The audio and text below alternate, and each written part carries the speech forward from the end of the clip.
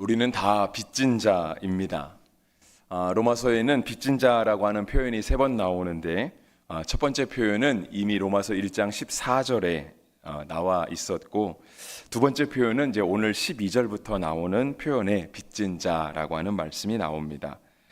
그리고 이제 세 번째는 로마서 15장에 가서 아마 거의 월말쯤 보게 될 것 같은데요.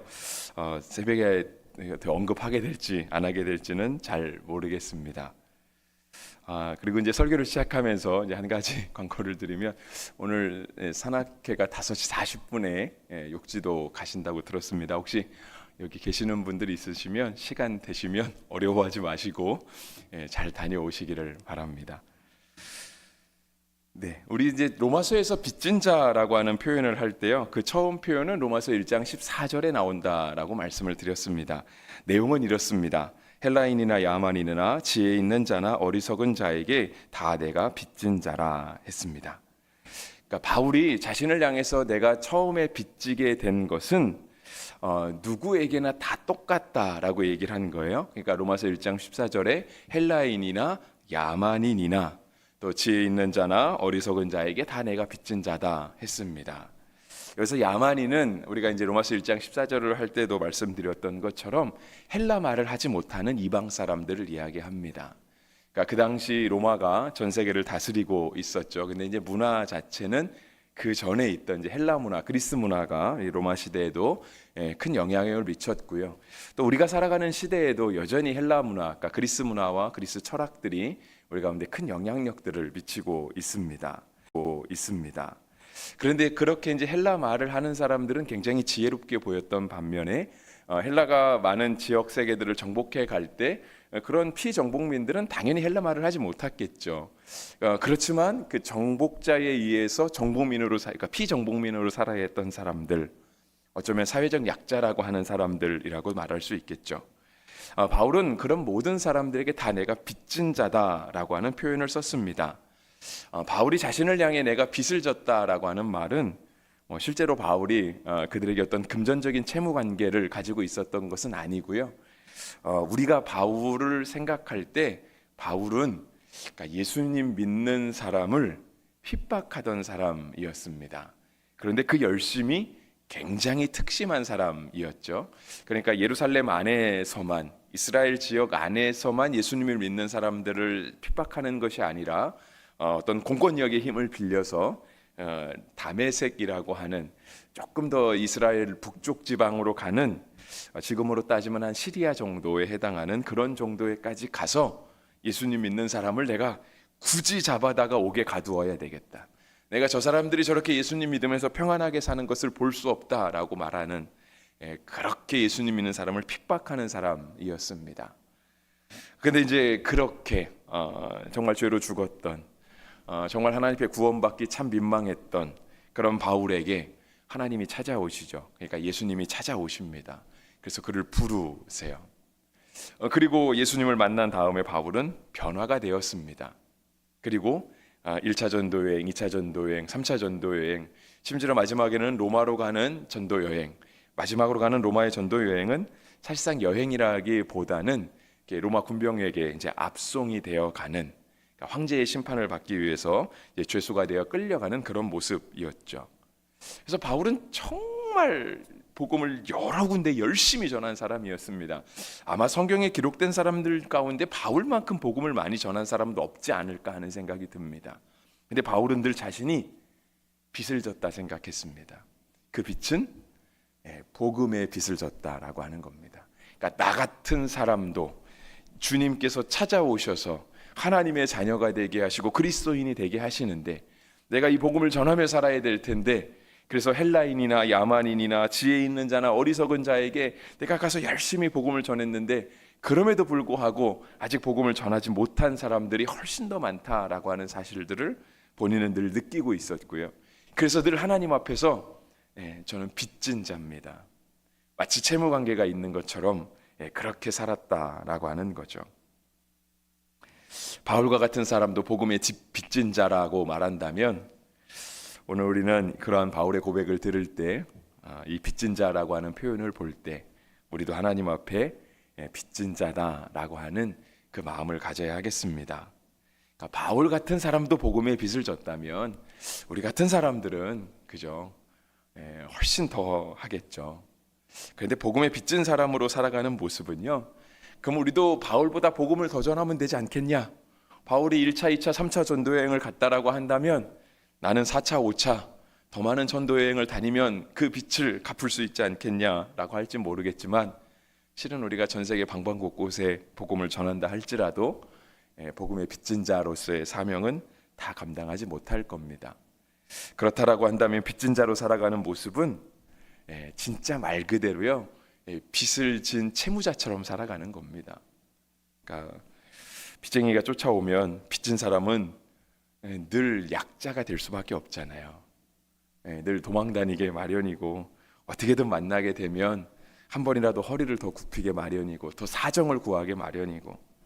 여러분, 우리가 복음의 빚을 졌다면, 그렇죠, 먼저 믿은 사람이나 나중 믿은 사람이나, 바울은 헬라인이나 야만인이나 다 그렇다 표현했는데, 우리가 그들이 어린아이나 어른이나 할 것 없이 다 우리 복음의 빚진 자의 마음으로 그들에게 친절하고 그들에게 그리스도의 사랑을 베풀어 줄 수 있는 사람으로 살아야 할 것입니다.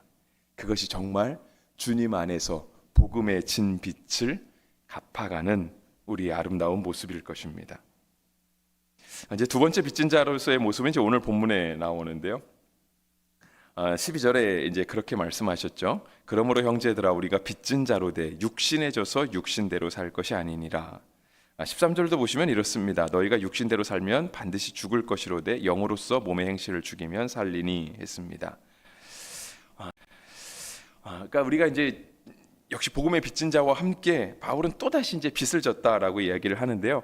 이것은 이제 육신대로 살 것이 아니다. 그러니까 우리가 빚을 졌기 때문에 빚을 진 사람의 모습은 육신대로 살아서는 안 된다. 근데 이제 육신대로 살아야 될 것이 아니라 그것이 또 빚진 자와 연결됐다고 했으니, 이 말씀으로 이제 우리가 힌트를 찾아보기 위해서 어저께 말씀으로 조금 올라가면은요, 이제 9절 끝에 이런 말씀이 있습니다. 그리스도의 영이 없으면 그리스도의 사람이 아니니라 했습니다. 그러니까 하나님께서 우리 모든 성도들을 부르시고 그들 가운데 하나님의 영을 부어 주시는 거죠. 그래서 그리스도의 영을 가지고 우리로 살아가게 하시는 거예요. 근데 우리가 이 땅에서 그냥 일반 사람처럼 살아갈 것이 아니라 그리스도의 영, 성령이라고도 말할 수 있겠죠. 그렇게 우리가 하나님의 영에 이끌려서 살아간다라고 한다면 우리가 어떻게 세상 사람들이 살아가는 것처럼 육의 일을 추구하면서 살아갈 수 있겠느냐. 하나님의 영이 우리 가운데 거하시는데, 그러면 당연히 우리는 우리 가운데 거하시는 성령의 이끄시는 대로, 영이 추구하는 대로 살아가는 것이 맞지 않겠느냐. 근데 바울은 자신이 아무리 자기를 돌아봐도 그렇지 않다라고 하는 것들을 발견했거든요. 근데 그것이 이제 제가 어저께 설교를 하면서 7장의 말씀을 살펴봐야 된다. 어저께 이제 8장 1절 말씀은 우리가 그리스도 안에 있는 생명의 성령의 법이 우리를 죄와 사망의 법에서 해방했다라고 했거든요. 근데 그렇게 바울이 말하기까지 자기 가운데 늘 이렇게 내적 갈등이 있었던 거예요. 그 내적 갈등은 7절 끝에 있는 것처럼 오라 나는 곤고한 자로다. 이 사망의 죽을 몸에서 누가 나를 건져낼 수 있겠는가? 그러니까 내가 복음을 가지고 살아간다고는 하지만 실제로 내 안에 늘 이렇게 나를 엄습해 오는, 나로 하여금 그리스도의 영을 가지고 살지 못하게 하는 육신의 모습이 있었다라고 하는 거죠. 그러니까 바울까지도 우리 가운데 다가오는 늘 그 죄의 유혹들, 사람으로서 살아가는 그런 모습들을 벗어버리기는 힘들었다라고 하는 거예요. 우리도 아마 천국 갈 때까지 이 싸움은 끝나지 않을 겁니다. 늘 우리 마음 가운데 소위 말해서 그런 거죠. 착한 마음과 나쁜 마음, 정말 하나님의 사람으로서 살고자 하는 마음과 그냥 나도 여전히 세상 사람처럼 살아볼까 하는 그 마음은 여전히 늘 우리 가운데 싸울 거예요. 바울은 이것을 뭐라고 고백했냐면, 나는 곤고한 사람이다. 이 사망의 죽을 몸에서 누가 나를 건져낼 수 있겠는가. 그러면서 8장 1절과 2절이 나오는 거죠. 그러므로 형제들아 하면서 우리 가운데 있는 모든 죄와 사망의 법을 그리스도 안에 있는 생명의 성령의 법이 해방시켰다라고 말하는 거예요. 그러니까 이렇게 고백은 했지만, 그렇다고 해서 그럼 바울이 8장 2절, 1절, 2절의 고백이 끝난 다음에는 더 이상 육신의 괴로움 가운데 살지 않고 죄의 유혹 가운데 살지 않았는가? 그러진 않았다는 거예요. 이건 천국 갈 때까지 늘 있는 거거든요. 그래서 두 번째 빚진 자는 바로 그거예요. 우리가 그리스도의 영이 임한 사람이라는 거죠. 근데 그럼에도 불구하고 늘 죄의 유혹 가운데 살고 또 죄의 유혹 가운데 넘어지고, 그러면서 자꾸 우리 가운데 계신 성령님에 대하여, 우리를 위하여 십자가에 돌아가신 예수님에 대하여 늘 빚진 것 같은 마음이 든다는 거예요. 그래서 12절 말씀은 그거예요. 우리가 빚진 자로 돼 육신대에 져서 육신대로 살 것이 아니다 라고 얘기를 하는 거죠. 어제 본문인데요, 6절에 보시면 이런 말씀도 하십니다. 로마서 8장 6절에 육신의 생각은 사망이요 영의 생각은 생명과 평안이니라 했습니다. 영의 생각, 영의 사람, 육신에게 져서 육신대로 살 것이 아니라 우리가 육신대로 사는 것을 끊어버리고, 그 13절에 그러잖아요. 육신대로 살면 반드시 죽을 것이로되 영으로서 몸의 행실을 죽이면 살리니, 이렇게 가는. 그래서 14절, 무릇 하나님의 영으로 인도함을 받는 사람들은 곧 하나님의 아들이라. 그렇게 하나님의 아들대로 살자 이거죠. 그렇게 살지 못하는 모습이 빚진 자의 모습과 같다라고 하는 거예요. 우리가 육의 핵심을, 육의 몸을 죽이고 사는 것은요, 13절의 말씀처럼 그런 거예요. 육신대로 살면 반드시 죽을 것이로되, 그것이고요, 영으로서 살면 하나님의 아들로 인정함을 받는다라고 하는 것입니다. 그래서 15절에는 우리 가운데 굉장히 익숙한 말씀을 하시죠. 너희가 다시는 무서워하시는 영을, 종의 영을 받지 아니하고 양자의 영을 받았으므로 우리가 아빠 아버지라고 부르짖느니라. 그러니까 14절에 하나님의 아들이 된다 그랬잖아요. 영으로 살면. 그러니까 우리가 하나님을 아빠 아버지로 부를 수 있다라고 하는 거예요. 오늘 본문이 말씀하시는 빚진 자로 살아가는 모습은 단지 우리가 그냥 나보다 늦게 믿은 사람들을 향해, 내가 먼저 믿었고 그래도 내가 하나님의 사랑을 더 많이 받았으니까 이제 막 믿기 시작한 사람들에게 가서 복음을 전하고 그들에게 친절하게 대해야지라고 하는 어떤 선행적인 모습, 조금 더 낮은 자세에서 복음을 전하는 모습과는 한 차원 더 다른 겁니다. 이거는 그리스도인의 생명이 달린 문제라고 하는 거예요. 그러니까 처음에 바울이 빚진 자가 복음의 빚을 졌다라고 하는 것은, 그래 나도 나 같은 사람도 복음을 들었으니 다른 사람들도 복음을 들어야 되지 않겠는가라고 하는 마음이었다라고 한다면, 두 번째 빚진 자의 모습은 그게 아닌 거예요. 육대로 살면 죽어. 영으로 살아야 살아. 그래야 우리가 하나님을 아빠 아버지라고 부를 수 있어. 그리스도인의 영적인 생명과 관계된, 소위 말해서 죽고 사는 문제였다라고 하는 겁니다. 그래서 성경은 우리 가운데 말하는 거예요. 빚진 자처럼 살아라. 빚진 자는 언제든지 이 빚을 털어버리기 원하잖아요. 빚들은 다 있으시죠? 금전적인 빚을 말씀드리는 겁니다. 목사는 있을까요? 없을까요? 네. 목사 빚 있는다 얘기하는 거 아니니까. 빚진 자의 마음을 가지고 살면 언제든지 빚을 털어버리고 싶은 거예요. 이게 늘 이 빚 언제 다 털지? 그게 마치 우리 하나의 소원처럼 되는 거예요. 여러분, 그리스도가 영으로 살아가는 모습도 마치 그와 같다라고 하는 거예요. 우리가 우리 가운데 있는 죄의 행실을 어떻게 다 죽이지? 이거 다 벗어버릴 날이 언제 오지? 진짜 그날이 오면 좋겠는데, 그 마음으로 빚진 자의 모습으로 살아가는 겁니다. 16절 말씀, 17절 말씀, 새벽에는 성경 같이 읽는 게 조금 부담스럽기는 한데요, 그래도 하나님 말씀이니까 우리 16, 17절 말씀은 같이 한번 읽어보겠습니다. 같이 한번 보시죠. 성령이 친히 우리의 영과 더불어 우리가 하나님의 자녀인 것을 증언하시나니, 자녀이면 또한 상속자 곧 하나님의 상속자요 그리스도와 함께한 상속자니, 우리가 그와 함께 영광을 받기 위하여 고난도 함께 받아야 할 것이니라. 아멘. 네. 16절은요, 성령님께서 친히 우리 안에서 우리가 하나님의 자녀가 된 것을 증언하신다라고 하는 거예요. 우리 스스로 난 하나님의 자녀야, 난 하나님의 아들이야, 난 하나님의 딸이야, 우리가 그렇게 우리가 말하면서 우기고 다니지 않아도 성령님께서 친히 우리 가운데 오셔서 우리로 하여금 하나님의 자녀가 되었다라고 하는 것을 생각나게 하신다는 거예요. 하나님의 자녀로서 살 수 있도록 도와주신다라고 하는 거죠. 성령께서 그렇게 도우시니 오늘 우리도 하나님 앞에 그렇게 살아가는 것이 맞다라고 말씀하시는 거고요. 우리 아까 어저께 본문을 살펴보면서 로마서 8장 6절 보았잖아요. 육신의 생각은 사망이요 영의 생각은 생명과 평안이니라 했습니다. 근데 그에 의해서 17절을 보면은요, 자녀라면 성령께서 친히 우리가 하나님의 자녀라는 걸 증언해 주신다고 한다면 자녀는 부모의 유산을 받지 않겠습니까?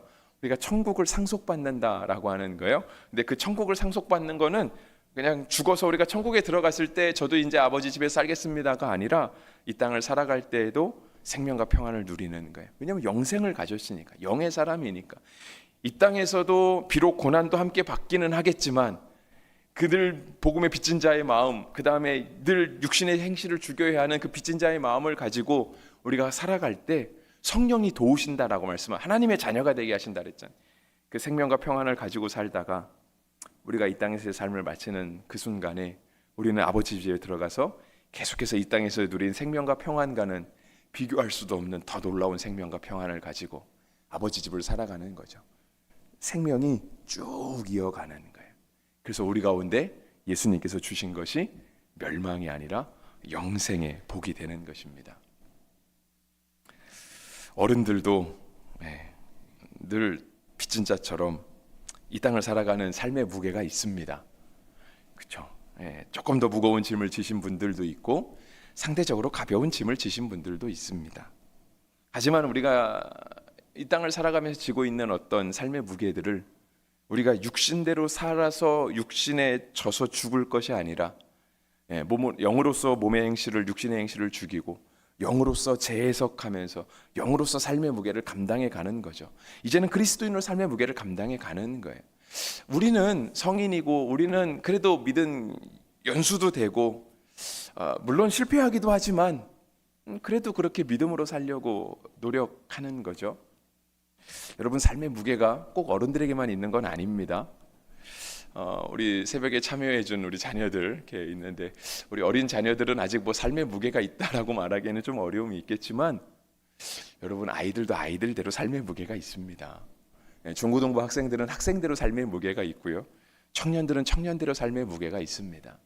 근데 오늘 우리가 영으로서 육의 행실을 죽이고 하나님께서 우리를 아빠 아버지라 부르는 하나님의 자녀가 되는 특권을 주시고 우리가 이 믿음 가운데 이 땅을 살아가는 어떤 삶의 무게들을 영으로서 이겨낼 수 있다라고 한다면 우리 자녀들도 자녀들 나름대로의 삶의 무게를 가지고 살아가는데 그들도 그렇게 살아갈 수 있도록 우리가 모범이 되어주고 기도로서 도와주고 우리가 함께 정말 천국을 향해 나아가는, 생명과 평안 가운데 천국을 향해 나아가는 그 삶의 본이 되어야 할 것입니다. 오늘 이 자리에 있는 우리 자녀들 늘 와줘서 너무 고맙습니다. 오늘은 더 이렇게 몇 명 더 보이는 것 같아서 참 고맙습니다. 정말 하나님의 영으로서 성령이 친히 우리 가운데 하나님의 자녀가 됨을 증거하시는데 우리 하나님의 자녀인 줄을 믿고요, 또 하나님의 자녀로서 주 안에서 주님과 함께 살아가는, 정말 하나님을 아빠 아버지라 부르는 놀라운 특권을 가지고 살아가게 되시기를 주의 이름으로 축복합니다.